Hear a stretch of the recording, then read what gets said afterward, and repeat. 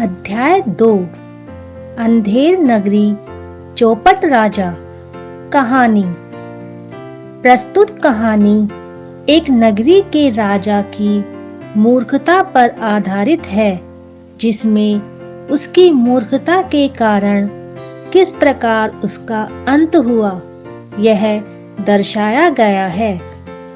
एक थी अंधेर नगरी। उस नगरी के राजा का नाम चौपट था। जैसा उसका नाम था, वैसा ही उसका काम था। राजा अपनी बुद्धि से कुछ काम न लेता था। जैसा वजीर और नौकर चाकर उसे कह देते, वह वैसा ही मान लेता था। नौकर चाकर भी उसकी खुशामद करते और कहते, महाराज, आपके जैसा राजा न कोई हुआ है और न होगा। कितना बढ़िया है आपका शासन। राजा अपनी झूठी प्रशंसा सुनकर फूला न समाता था। नौकर चाकर जो कुछ करते, उन्हें राजा कभी नहीं पूछता था। खुशामदी लोग आनंद से राज्य का माल उड़ाते और खुशियां मनाते थे। प्रजा बेचारी दुखी थी, उसकी सुनवाई नहीं होती थी। न्याय का नाम निशान न था, इसलिए अंधेर नगरी का सब राज्य चौपट हो रहा था। अंधेर नगरी में सभी चीजें टके किलो बिकती थी। मिट्टी, आटा, खोया, बर्फी, दूध, दही, फल, सब्जी, सबका एक ही भाव था। इस नगरी से दूर एक राज्य में कोई पहलवान रहता था। उसका एक शिष्य था। गुरु और शिष्य खूब व्यायाम करते और कुश्ती लड़ते थे, परंतु उन्हें खाने के लिए दूध, घी की कमी थी। शिष्य ने अंधेर नगरी का नाम सुना तो गुरुजी से बोला, गुरुजी, सुना है कि अंधेर नगरी में दूध, मक्खन, हलवा, पूड़ी, पेड़े, सभी चीजें टके किलो मिलती है। चलिए वहां चलें और आनंद से रहें। गुरुजी ने सोचकर कहा, बेटा, अंधेर नगरी में यदि आनंद मिल सकता है तो संकट भी आ सकता है, इसलिए यही रहना ठीक है। शिष्य ने जब बहुत हठ किया तो गुरुजी भी चलने को तैयार हो गए। गुरु शिष्य दोनों अंधेर नगरी में पहुंचे। वे लड्डू, पेड़े, दूध, मलाई खाते और खूब कुश्ती लड़ते थे। इस प्रकार उनका समय आनंद से बीतने लगा। एक दिन एक रईस के घर में चोरी हो गई। चोर की खोज की गई, परंतु उसका कुछ पता न चला।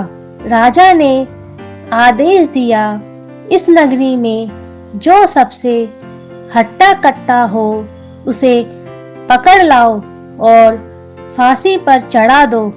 हट्टे कट्टे लोग ही चोरी कर सकते हैं। सिपाही राजा की आज्ञा से हट्टे कट्टे मनुष्य को ढूंढने चले। वे अखाड़े के पास पहुंचे। वहां वही गुरु और शिष्य कुश्ती लड़ रहे थे। सिपाहियों ने उन्हें पकड़ लिया। गुरु ने पूछा, अरे भाई, हमें क्यों पकड़ा है? सिपाहियों ने उत्तर दिया, एक रईस के घर चोरी हो गई है।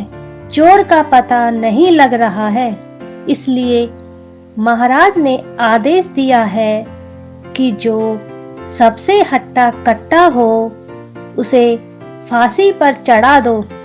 गुरु ने शिष्य से धीरे से कहा, खा लिए लड्डू? गुरु बड़ा समझदार था। वह बिल्कुल नहीं घबराया। उसने धीरे से शिष्य के कान में कोई बात कह दी। जब वे राजा के सामने फांसी के तख्ते के पास लाए गए तो गुरु ने कहा, पहले मैं फांसी पर चढ़ूंगा। शिष्य ने धक्का देकर कहा, मेरा अधिकार पहले है। वह आगे बढ़ा। गुरु ने उसे पीछे ढकेल दिया और खुद आगे हो गया। फांसी पर चढ़ने के लिए इस होड़ को देखकर राजा अचंभे में पड़ गया। उसने पूछा, भाई क्या बात है कि तुम दोनों ही फांसी पर चढ़ने को क्यों उतावले हो रहे हो? गुरु बोला, अरे महाराज, मुझे चढ़ने भी दो। मेरा समय बर्बाद क्यों करते हो? राजा ने कहा, आखिर कोई बात तो होगी ही। गुरु ने कहा, अच्छा तुम बहुत हठ करते हो तो सुनो। इस समय स्वर्गलोक में इंद्र का आसन खाली पड़ा है। जो फांसी पर पहले चढ़ेगा वही स्वर्ग का राजा बनेगा। यह सुनकर राजा अपने सिंहासन से उतर आया और बोला, फिर तो मैं ही फांसी पर चढ़ूंगा। उसने गुरु और शिष्य दोनों को पीछे कर दिया और अपने आप फांसी पर झूल गया। ऐसे बेवकूफ राजा के मरते ही सारी प्रजा बड़ी प्रसन्न हो गई। अब उन्होंने सोच समझकर एक बुद्धिमान व्यक्ति को देश का राजा बनाया। नए राजा ने सबसे पहले खुशामदी लोगों को भगा दिया और न्यायपूर्वक उचित शासन करने लगा। सारी प्रजा सुखी हो गई। शब्दार्थ: वजीर, मंत्री। चौपट: बर्बाद। टका 3 पैसों का सिक्का। आदेश: हुक्म, आज्ञा। अखाड़ा: कुश्ती लड़ने का स्थान। अचंबा, अचरज, हैरानी।